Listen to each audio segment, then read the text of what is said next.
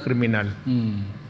Sabi ko sa kanila, told them that there's a new mayor. Ako, I was a prosecutor, and noon nagpo-prosecute ako.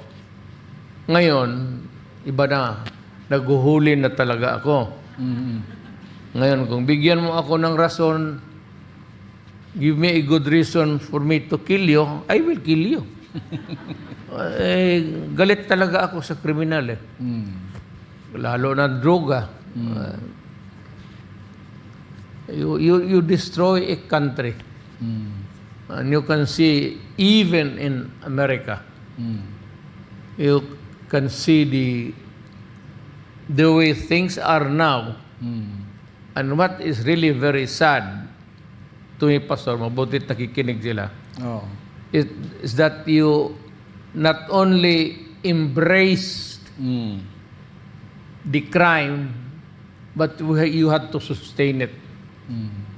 Kasi yung unang nag-i-import dyan sa Amerika yung mga gangster. Yung mafia nila, mga Cosa Nostra nila noon. Yun ang unang nagbitaw ng droga.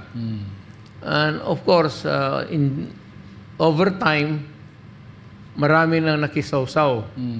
So the pimps sa mga prostitution, yung mga lahat na,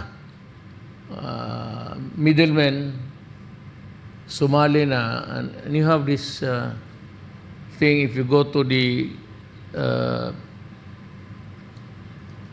itong sa foreign news o diyan sa YouTube, makikita mo lahat kung ano ang nangyayari sa ibang bansa.